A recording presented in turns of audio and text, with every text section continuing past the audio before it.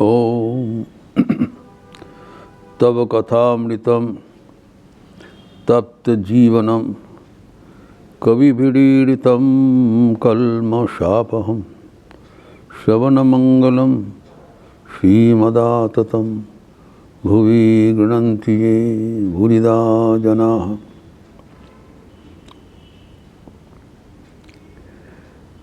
भगवान वेद व्यास का चर्चा हो रहा था। कहा गया है कि भगवान वेद व्यास विष्णु के कलावतार थे। हम ये उल्लेख किए हैं कि 6 प्रकार का अवतार होता है। प्रथम है अंशावतार, इसे ब्रह्मा विष्णु रुद्र या महेश जो सृष्टि स्थिति संहार ईश्वर की इच्छा से करते रहते हैं।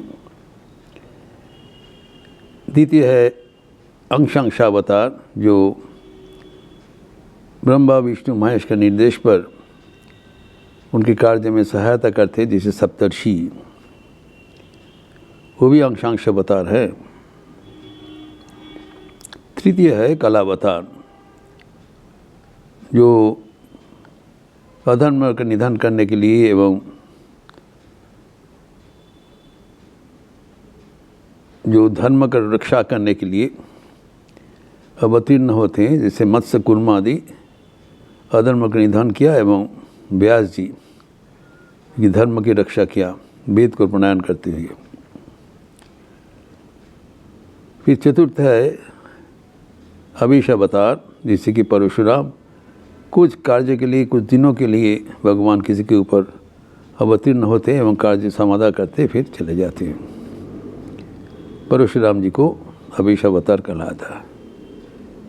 फिर आगे है पूर्ण अवतार, जो चतुर्भुज से आते हैं, जिसे राम लक्ष्मण भरत शत्रुघ्न परिवार के 4, वैसे ही संकर्षण वासुदेव प्रद्युम्न एवं अनिरुद्ध 4 एक साथ का अवतीर्ण हुआ, तथा जब अत्यंत पराक्रम बल प्रदर्शन करने के लिए जैसे नृसिंह अवतार अमित पराक्रमशाली वो है पूर्ण अवतार, एवं अंत में परिपूर्णतम अवतार जिसे वृंदावन चंद्र कृष्ण। तो भगवान वेद व्यास को कहा जाता है विष्णु स्वयं अवतीर्ण होकर शास्त्र का रक्षा किया। जब तक हिंदू धर्म में शास्त्र रहेंगे तब तक वेद व्यास का नाम अमर रहेगा। इनको विभिन्न नाम का विस्तार में बताया कि वेद को विभाजन किया था, वेद को विस्तार किया था, इसलिए इसका नाम है वेद व्यास। एवं दीप में जन्म ग्रहण हुआ तथा वर्ण कृष्ण वर्ण था, इसलिए कृष्ण द्वैपायन भी कहलाता है। और बद्रीवन में रहने के लिए इसको बादरायण भी कहलाता है। भगवान वेद व्यास त्रिकालदर्शी थे एवं उन्होंने बराबर सबको मदद करने के लिए विराजमान है। आपकी कीर्ति असीम है। न केवल वेद को प्रवर्तन किया, वेद को विभाजन किया, फिर महाभारत जिसको पंचम वेद कहलाता है वो भी रचना किया, एवं भगवान के जो जीवन कथा भगवान से जो अभिन्न काव्य है श्रीमद् भागवतम वो भी रचना किया, तथा ब्रह्मसूत्र इसको वेदांत सूत्र भी कहलाता है, और न्याय शास्त्र भी, न्याय प्रधान भी उन्होंने प्रणयन किया। सो हमारे जो कहलाता है कि प्रस्थान त्रय तीनों का रचना स्वयं वेद व्यास किया, जो श्रुति प्रस्थान, न्याय प्रस्थान एवं स्मृति प्रस्थान। श्रुति प्रस्थान यानी वेदांत ग्रंथ उन्होंने प्रणयन किया, जो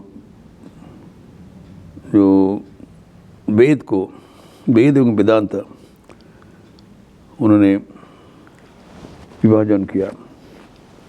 फिर जो न्याय प्रस्थान वेदांत दर्शन उन्हीं को किया हुआ है, एवं भगवद गीता समेत महाभारत उन्हीं का रचना है।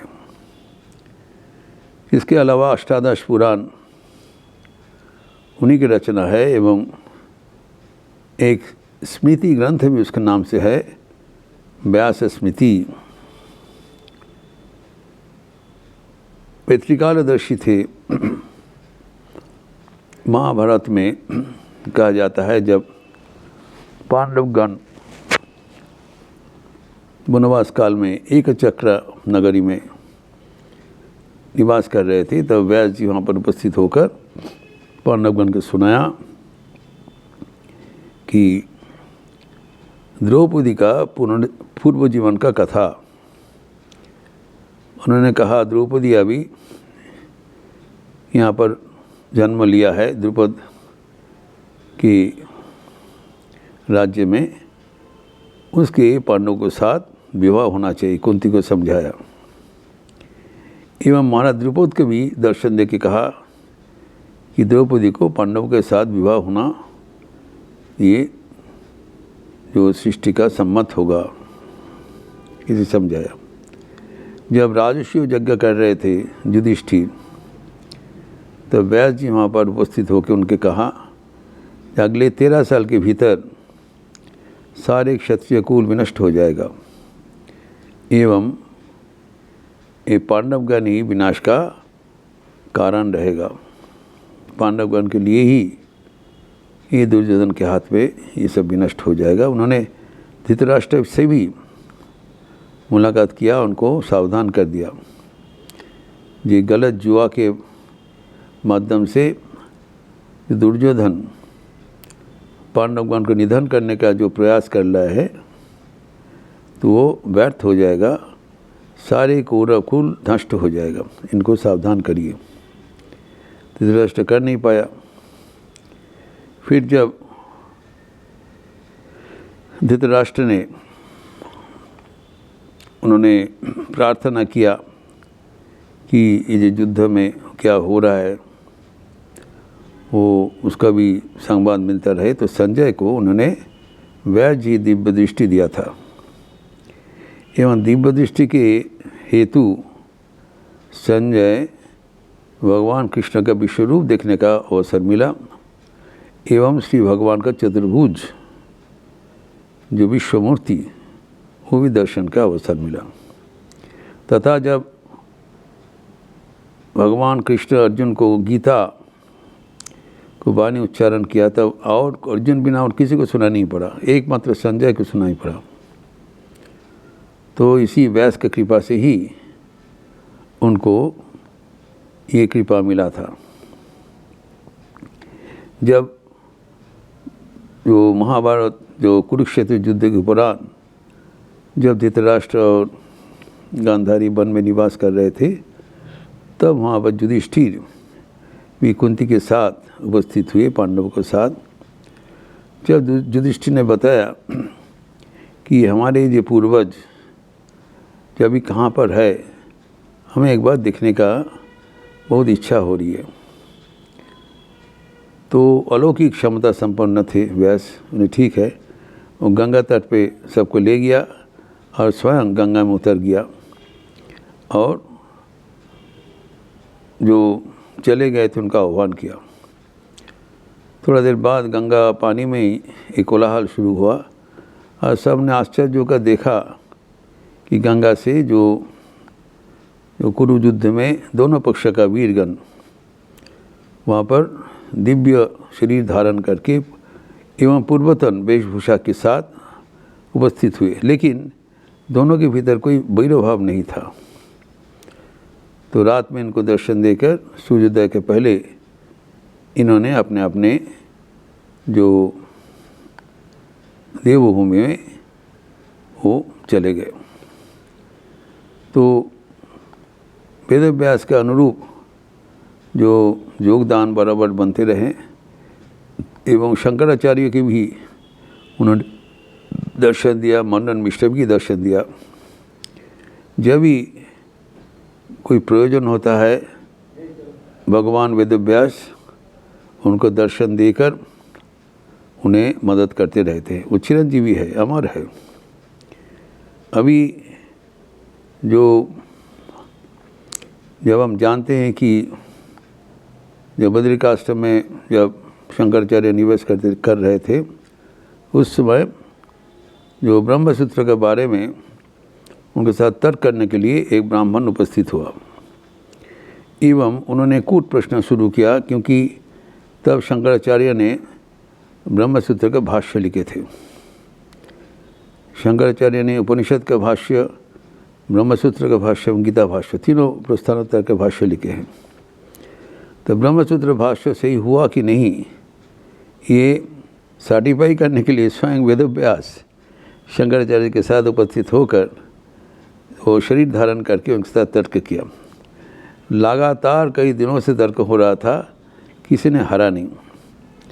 तब शंकराचार्य के जो शिष्य वर्ग थे उन्होंने शंकराचार्य को निवेदन किया, गुरुदेव ये व्यक्ति आपके साथ इतना दिन से तर्क कर रहे हैं, ये कोई साधारण व्यक्ति नहीं होगा, ये कोई अलौकिक पुरुष होगा। आपको परीक्षा करने के लिए यहाँ पर उपस्थित है, तो आप इनसे पूछिए कौन है। तब शंकराचार्य ने परवर्ती दिन उनके हाथ जोड़ करके प्रणाम करके बोला कि महात्मा आप कौन है, हमें बताइए आप कौन है। तब उन्होंने बताया मैं व्यास हूँ, और तुम्हारा जो प्रणीत जो भाष्य सही हुआ कि नहीं, ये हम तर्क करके तुमसे इसका पुष्टिकरण कर रहा हूँ। मैं बहुत प्रसन्न हूँ, तुमने इसको जो भाष्य रचना किया है ये सही हुआ है, ये जगत कल्याण के लिए बराबर प्रसिद्ध रहेगा। तो शंकराचार्य का जो आयुष्काल था वो था, पहले था 8 साल में उनको देहांत होने का संयोग था, जो कि एक मगर ने उनको पकड़ लिया था, लेकिन किसी कारण वो तब संन्यास का मन ही मन संकल्प किया, इसलिए उसका आयु वर्धित हो गया, 16 साल का था। उसी समय भगवान वेदव्यास अवतीर्ण हुए एवं उनको आशीर्वाद किया, तुम्हारा आयु और 16 साल वर्धित होगा। जो वेदांत का जो परिभाषा आपने दिया है, भारत के कोने कोने में प्रचार करने के उपरांत ही आपका शरीर त्याग होगा।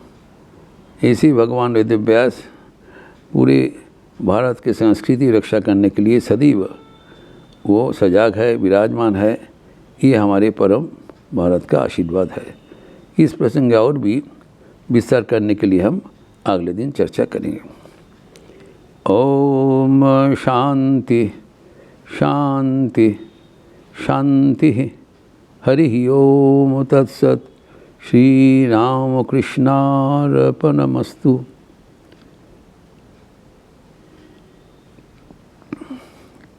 भगवान की विभिन्न अवतार का प्रसंग करते हुए हम देखते हैं कि ईश्वर हमारे साथ सदैव विराजमान है।